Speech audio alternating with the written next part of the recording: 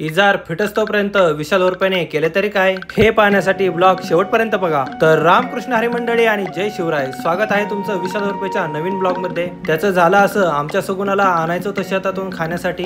विशाल उर्फे मम्मीला आणि सोनूला घेऊन निघाला शेतामध्ये आणि विशाल उर्फेने केलं गिन्नी गोल गवत कापायला सुरुवात। आणि हे पाहून मम्मी जाम खुशच झाली। मम्मी म्हणाली, बाया ग, माझं पोरग कधीतरी कामाला तरी आलं। मम्मी म्हणाली, थांब कसं कापायचं मी तुला शिकवते। आणि मग काय तर मम्मीने खोसला पदर आणि म्हणली, हे बघा असं कापायचं असतंय। आणि मम्मीने सांगितल्याप्रमाणे मी पण केली कापायला सुरुवात आणि कापता कापता माझी हाफ पॅन्टच खाली सरकली आणि ते पाहून मम्मी खूपच हसली। शेतात काम करताना बघून सोनू मला काय म्हणतो तुम्ही ऐकाच।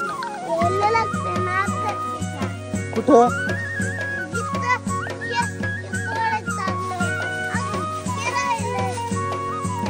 सगळं कापून झाल्यानंतर मम्मीने घेतली पेंडी डोक्यावर आणि मम्मीने पेंडी घेतल्यावर विशाल उर्फे कस काय मागे राहणार, त्याने पण घेतली पेंडी डोक्यावर आणि निघाला घरी। पटापट घरी गेलो आणि डोक्यावरची पेंडी लगेच खाली दिली टाकून। म्हणलं झालं बाबा एकदाच काम। शेजारी सोनू गेला सगुणाजवळ आणि तिच्या अंगावर टाकायला लागला पाणी।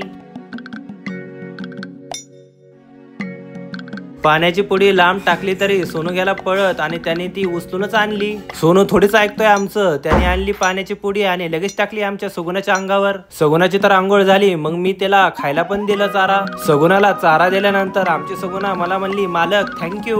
तिला म्हणलं, बस क्या पगली अब रुलायगी क्या। मित्रांनो, सगुणाचं तर झालं आता काम। चला तर मी पण आता घेतो ही भेळ खाऊन। विशाल उर्फेचे नवीन ब्लॉग बघण्यासाठी तोपर्यंत घ्या तुम्ही फॉलो करून।